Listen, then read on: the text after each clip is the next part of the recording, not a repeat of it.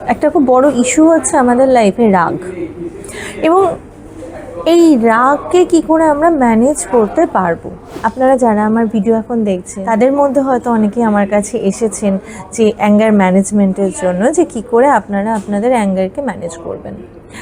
অসুবিধাটা কোন জায়গাটায় হয়ে যায়, যখন আমরা রাস্তায় হাঁটি বা যখন আমরা সকালবেলা ঘুম থেকে উঠে খাট থেকে পাটা নিচে দিই, আমাদের সেই দিনের যুদ্ধটা শুরু হয়। আমি এটা বারবার করে বলি যে আমরা তখন ফাইট করার জন্য রেডি হয়ে যাই। আমাদের ভিতরে যদি আমরা নিজেদের সঙ্গেই যুদ্ধ করতে থাকি, তাহলে আমরা এতটাই হাঁপিয়ে পড়ি, তখন আমাদের এই বাইরের সিচুয়েশনের সঙ্গে ফাইট করার ক্ষমতাটা থাকে না। যখন এই ক্ষমতাটা হারিয়ে যায় ভিতরের আমিটার সঙ্গে যুদ্ধ করতে করতে, তখন রাগ, টক্সিন, নেগেটিভিটি এগুলো কিন্তু আমাদের ভিতরে জমা হতে থাকে এবং সেই সময় আমাদের কষ্ট হয়। নেগেটিভ এনার্জি আমাদের ভিতরটাকে এমনভাবে অন্ধকার করে তোলে যে আমাদের কিছু ভালো লাগে না, আমাদের অপোজিটের মানুষটার সঙ্গে আমরা মিসবিহেভ করি। আন্ডারস্ট্যান্ডিংয়ের যে অসুবিধাগুলো তৈরি হয়, কম্প্রোমাইজ করা, আন্ডারস্ট্যান্ডিং, অ্যাডজাস্ট করা, এগুলো আমাদের কাছে একটা বড় বড় হেভি ওয়ার্ড হয়ে দাঁড়ায়। আর সেইখান থেকেই একটু একটু একটু করে তৈরি হয় হচ্ছে অ্যাঙ্গার ইস্যু।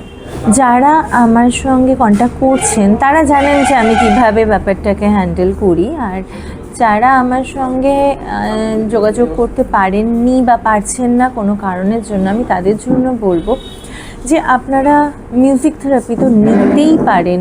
যে কোনো ধরনের টিউন যেটা হোয়াইট নয়েজ বা আপনার ব্রেনকে শান্ত করবে, আমার অ্যামিগডালাকে শান্ত করবে, আমার লিম্বিক সিস্টেমের ড্রাইভকে কন্ট্রোল করবে, সেই ধরনের জিনিসগুলো করুন। এবং তার সঙ্গে একটা কাগজের মধ্যে আপনারা স্ক্রিবল করুন। এবং যখন স্ক্রিবল করবেন, নয় মর্মর করুন কোনো কিছু, এরকমভাবে মর্মর করতে করতে আপনারা স্ক্রিবল করুন। স্ক্রিবলটা আপনারা স্ট্রেট লাইনে করবেন না, সবসময় হেলানো লাইনে, মানে বেঁকিয়ে করুন। আর যখনই এই স্ক্রিবলিংটা আপনার আসবে, বা প্রতিদিনের একটা টাস্ক হিসাবে নিন, যখন এই স্ক্রিবল করছেন তখন আপনার ভিতরে যা যা রাগ রয়েছে সেই রাগগুলোকে বের করার চেষ্টা করুন সেই স্ক্রিবলিংয়ের মধ্যে। অনেক সময় আসে আমাদের কিছু লিখতে ইচ্ছা করে, সেটা ভালো খারাপ, তো সেটাকে লিখুন, তারপরে সেটা লিখে ট্রাশ করে দিন, ছিঁড়ে ট্রাশ করে দিন। তো এটা করলে কী হবে, আপনার ভিতর থেকে কিন্তু আপনার যা যা নেগেটিভিটি রয়েছে সবটা বেরিয়ে যাবে। আমি একটা গল্প বলছি, যেখানে একটা ছোট হাতি স্নান করে সবে উঠেছে এবং সে দেখছে যে রাস্তাতে কতগুলো শূকরের বাচ্চা এবং তার মা বাবার একসঙ্গে খেলাধুলো করছে। খেলাধুলোটা কীরকম, কাদা ছুঁড়ে ছুঁড়ে খেলছে। এবং একটা ছোট শূকরের বাচ্চা এসে ওই হাতিটাকে বললো, তুমিও চলে এসো, আমাদের সঙ্গে জয়েন করো, আমরা একসাথে খেলবো। তো বাচ্চা হাতিটা ওদেরকে না বলে যখন যাচ্ছে, তখন পুরো ওই শূকরের যে পালটা ছিল তারা প্রত্যেকেই বিভিন্ন রকম টোন করছে, হাতিটাকে বিভিন্ন রকম জিনিস বলছে, যেটা খুব একটা শ্রুতিমধুর ছিল না, বা যেটা ওই হাতিটার জন্য খুব সম্মানীয় ছিল না।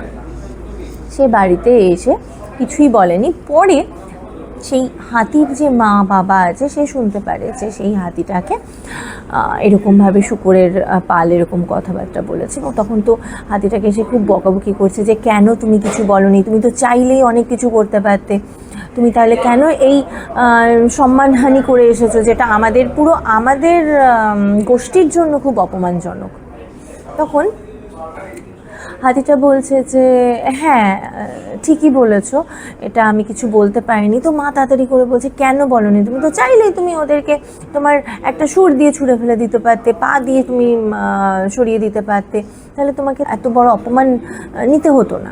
তখন বলছে, যদি আমি কিছু করতেও যেতাম তাহলেও তো আমাকে ওই শূকরের বাচ্চাগুলো বা ওই শূকরগুলোকে আমাকে ছুঁতে হতো, আর ছুলে তো আমি সবে সবে স্নান করে উঠেছি, আমাকে তো নোংরা হতে হতো, আমার গায়েও তো কাদাটা লাগতো, আমি সেটা চাইনি।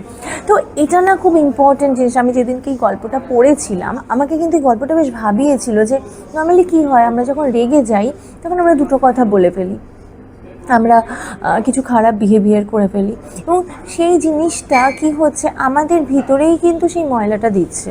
বা কাদাটা ছুটছে। তো এমন অনেক সিচুয়েশান থাকে যে সিচুয়েশানটা তো হয়তো আমাদের ভালো লাগছে না, এমন সিচুয়েশান যে সিচুয়েশানটার জন্য আমরা হয়তো প্রস্তুত নই বা আমরা হয়তো ডিজার্ভই করি না সেই সিচুয়েশানটা। সেটা মানুষের থেকে হোক, সেটা যে কোনো রকম জিনিস, পারিপার্শ্বিক জিনিসের থেকে হোক, হয়তো আমাদের জন্য সেটা মানে সেই জিনিসটা আমরা যে শুনছি বা পাচ্ছি সেটা আমরা চাইনি বা আমি হয়তো জানিও না কেন শুনছি। সেই ক্ষেত্রে আমরা কিছু এমন ধরনের বিহেভিয়ার করে ফেলি, এমন কোনো কথা বলে ফেলি, এমন কোনো আচরণ আমাদের মধ্যে দেখা যায় যেটা শোভনীয় তো নয়, এবং পরে যখন আমি অ্যানালাইজ করব, আমার আত্মবিশ্লেষণ করব, তখন আমার নিজের জন্য অনেকটা খারাপ লাগা তৈরি হবে। তো এই একটা ছোট্ট মরাল স্টোরি থেকে এটা বোঝা যায় যে আমরা যখন কোনো নোংরাকে পরিষ্কার করতে যাব বা আমরা যখন কোনো নোংরার মধ্যে কোনো জিনিসকে আনসার করতে যাব, সেই কিছুটা হলেও নোংরা আমার মধ্যে আসছে। তো তার থেকে বেটার আমার নিজেকে পরিষ্কার করা নিজের মতন করে, সেটা নোংরা দিয়ে হয় না। সেই জন্যই আমি বলবো যে যখন এই ধরনের কোনো কিছু হচ্ছে তখন আপনারা ব্রিথ নিন, আপনারা যে জায়গায় থাকুন না কেন, শ্বাস নিন, শ্বাস ছাড়ুন। আপনার কাছে কাগজ থাকলে কাগজটাকে জাস্ট ছিঁড়ুন, কিংবা আমি আরেকটা জিনিস বলছি সেটা করুন, যে কোনো কাগজ বা যে কোনো প্লাস্টিক বা যে কোনো কাপড় থাকলে সেটাকে এইভাবে পুরো মুড়িয়ে জাস্ট শক্ত করে ধরুন এবং করে শ্বাস মুখ থেকে ছাড়ুন। তারপরে যখন আপনি কাগজটাকে জাস্ট এইভাবে খুলছেন তখন দেখবেন যে আপনার নিজের ভিতরটাও কিন্তু অনেক বেশি ওপেন হয়েছে, আপনি কিন্তু অনেকটা রিলিফ ফিল করছেন, আপনার প্যারাসিম্প্যাথেটিক নার্ভাস সিস্টেম কিন্তু তখন অ্যাক্টিভেট হয়ে গেছে, আপনার অ্যামিগডালা কিন্তু শান্ত হয়েছে। করে দেখুন, অবশ্যই আমাকে জানান।